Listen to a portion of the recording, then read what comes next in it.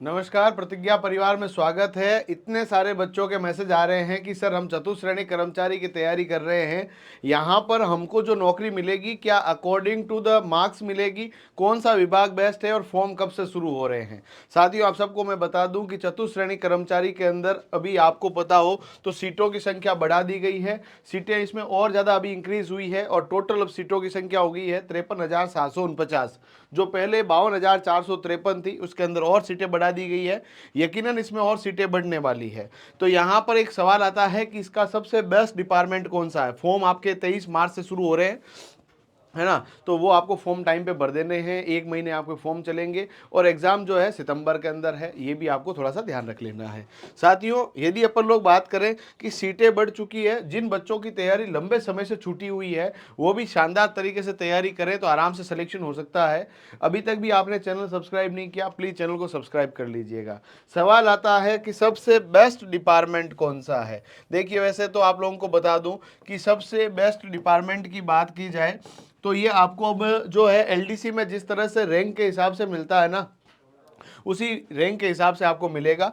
अपन को नंबर 1 पर दिमाग में रखना है सचिवालय। यानी आप लोगों को तैयारी इस तरह से करनी है कि आप राजस्थान के सेक्रेटरीट में जाने का पूरा जोर जोखिम लगाएं और इसके लिए मेहनत आपको बहुत शानदार तरीके से करनी पड़ेगी, क्योंकि आपको इसके लिए कम से कम 200 में से सबसे टॉप स्कोर करना पड़ेगा, क्योंकि टॉप लोगों को ही राजस्थान का सचिवालय के अंदर आपको चतुश्रेणी कर्मचारी बनने का मौका मिलेगा। दूसरे नंबर पर हमारे पास रहता है आरपीएससी, जहां राजस्थान के पूरे पेपर्स छपते हैं। राजस्थान के अंदर प्रतियोगी परीक्षाओं का सबसे बड़ा संस्थान है तो वो आरपीएससी है, जिसका प्रधान कार्यालय अजमेर में है। पूरी लाइफ टाइम आपको सर्विस करने का मौका मिलेगा अजमेर के अंदर।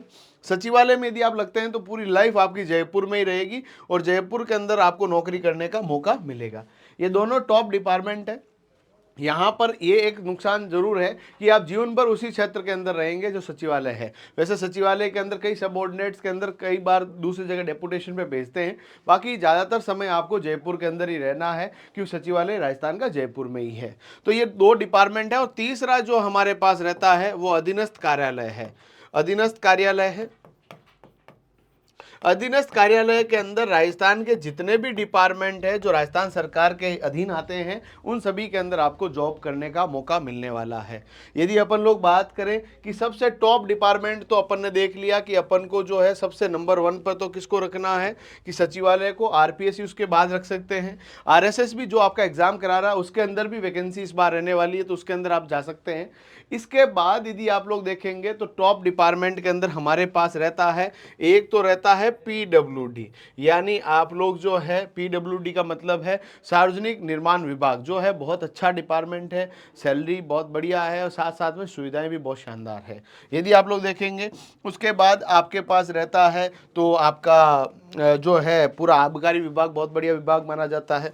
आबकारी के अलावा आप लोग देखेंगे तो आपके पास जो रहता है मुख्य रूप से जो हमारी लोकल बॉडी गवर्नमेंट है, यानी नगर निगम, नगर परिषद, जिला प्रशासन के अंदर, है ना, ये हमारे पास नगर पालिकाओं के अंदर बढ़िया नौकरी आपको देखने को मिल सकती है। ये सब तो है ही है। इसके अलावा आप लोग जो है राजस्थान हाईकोर्ट के अंदर इसमें जॉब करने का पूरा मौका प्राप्त करेंगे। साथ साथ में जो हमारी पूरी की पूरी राजस्थान की जो सांख्यिकी डिपार्टमेंट है वो भी आपको इसके अंदर नौकरी देने वाला है। एजुकेशन डिपार्टमेंट है ही है। जितनी भी कॉलेजेस है, जितनी भी यूनिवर्सिटीज़ है, जितनी भी स्कूल्स है, इन सभी के अंदर भी चतुश्रेणी कर्मचारी की वैकेंसी रहने वाली है। इसके अलावा राजस्थान पुलिस के अंदर, राजस्थान पुलिस टेलीकम्युनिकेशन के अंदर, यहाँ पर भी आपको नौकरी करने का मौका मिलने वाला है। जितने जिला परिषद के कार्यालय है वो सभी में चैनल को सब्सक्राइब कर लीजिएगा। हाँ, फ्री नोट्स आप चाहते हैं प्रतिज्ञा क्लासेस जोधपुर का एप्लीकेशन डाउनलोड करें, वहां पर आपको फ्री नोट्स मिलने वाले हैं। साथियों, आप लोगों के पास तहसील कार्यालय के अंदर भी आप लोग लग जाते हैं तो भी आपको बहुत बढ़िया यहां पर जॉब मिलने वाली है। आप लोग एसडीएम के साहब के साथ ऑफिस पे लग गए, कलेक्टर साहब जो है, डीएम साहब जो है उनके ऑफिस के अंदर लग गए, खनिज विभाग में लग गए, विद्युत विभाग के अंदर, नगर पालिकाओं के अंदर, है ना, जितने भी हमारे जितने विधायक हैं उनके कार्यालय जो सचिवालय के अंतर्गत आ गए हैं, उन सभी के अंदर आपको मौका मिलने वाला है। बहुत बढ़िया नौकरी है। पंचायती राज विभाग में चले गए तो भी आपके पास पूरा का पूरा ग्राम सेवक से लगाकर बीडीओ साहब तक साथ में काम आपको करते हुए मिल जाएंगे। पटवार के अंदर चले गए, रेवेन्यू डिपार्टमेंट बहुत बड़ा डिपार्टमेंट है, उसके अंदर भी बहुत अच्छी सैलरीज और स्कीम्स रहती है। यदि आप लोगों को देखो, अब इसमें भी 2 चीज़ें हैं आपको, मतलब नौकरी के साथ पढ़ाई करना है तो आप एजुकेशन डिपार्टमेंट चुनें कि भाई मैं तो चतुर्थ श्रेणी कर्मचारी बनने के बाद आगे पढ़ने का अच्छा मौका चाहता हूं, तो आप चतुर्थ श्रेणी कर्मचारी कहां चुन सकते हैं? एजुकेशन डिपार्टमेंट में, जहां आपके वर्कलोड बहुत कम रहेगा। यदि आप इन डिपार्टमेंट में जाएंगे तो टाइम के साथ साथ आपका बहुत सारी एनर्जी भी वहां लगेगी और उसके बाद आपकी पहचान बनेगी, लोगों से अच्छे रिलेशंस होंगे, आपकी चारों तरफ जो है लाइजनिंग बढ़ेगी, बट पढ़ने का टाइम थोड़ा कम रहेगा। बट आप देखो हर तरह के बच्चे, ऐसे भी बच्चे हैं जो 40 साल के आसपास हैं, 35 साल के हैं, 34 साल के हैं, तैयारी कर रहे हैं, लंबा अरसा हो गया छोड़े हुए, वो सोच रहे हैं कि मेरे को नौकरी मिल जाए। अब उनकी वो और भी ज़्यादा इच्छाएं नहीं है कि मैं आगे आरएस बनूं या अपन के first grade second grade lecturer के लिए प्रिपरेशन जो भी करूं, उतना उनकी इच्छा रहती नहीं है। तो उनको ऐसे डिपार्टमेंट जाना जहां बहुत अच्छी लाइजनिंग बन सके, लोगों से रिलेशंस बहुत बढ़िया हो जाए। आप लोगों को लगता होगा चतुर्थ श्रेणी कर्मचारी को मजाक नहीं है, आगे इसके अंदर बहुत स्कोप्स है, तो ये थोड़ा ध्यान रख लीजिएगा। 100 से अधिक डिपार्टमेंट के अंदर आपको नौकरी करने का मौका मिलेगा। साथ ही साथ में यदि अपन लोग बात करें स्कूल एजुकेशन के अंदर, ये सब काम रहता ही है और बाकी सब स्कूल में नहीं लगेंगे, बाकी सब जगह भी जाएंगे। चतुर्थ श्रेणी कर्मचारी की सैलरी की बात की जाए तो पे ग्रेड इसका 1700 है, प्रोबेशन में सैलरी कम रहेगी और प्रोबेशन के बाद जब अभी वर्तमान की सैलरी लगभग इतनी रह रही है 30,267, परंतु आप सबको पता चतुर्थ जो है 8वां वेतन आयोग लागू हो रहा है, उसके बाद आपकी जो सैलरी है वो 40,000 से ऊपर चली जाएगी। 40,000 से ऊपर चली जाएगी, एक अच्छी हैंडसम सैलरी आपको मिलने वाली है। छुट्टियां खूब सारी रहती है, जो भी CL PL सब जितनी भी है वो सब आपके पास रहने वाला मामला है। यदि आप लोग बात करें प्रमोशंस की, तो प्रमोशंस के अंदर आप सबसे पहले चतुर्थ श्रेणी कर्मचारी बनेंगे। चतुर्थ श्रेणी कर्मचारी के अगले 5 साल के अंदर अंदर आप लोग LDC बनने की जो है संभावनाओं को अपने पास रखते हैं।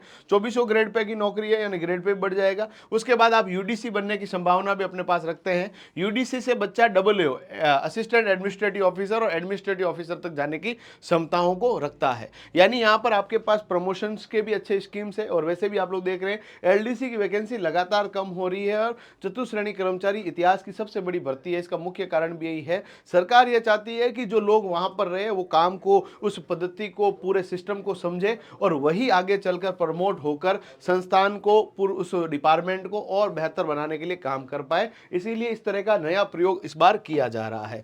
साथियों, परीक्षा के अंदर आपके पास जो है सभी सब्जेक्ट आने वाले हैं। परीक्षा के लिए आप लोगों के पास टोटल 120 प्रश्न रहेंगे और टोटल 200 अंकों का पेपर रहेगा। 2 घंटे का आपका समय रहेगा और पेपर की शानदार तैयारी के लिए प्रतिज्ञा परिवार के ऑनलाइन बेसिस के अंदर आप भाग लीजिए। हमारी पुस्तकें मार्केट के अंदर उपलब्ध है और बहुत शानदार तरीके से प्रिपरेशन के अंदर हम लोग काम कर रहे हैं। यदि कोई भी डाउट अब भी रहता है तब आप मुझसे संपर्क कीजिएगा। धन्यवाद, थैंक यू।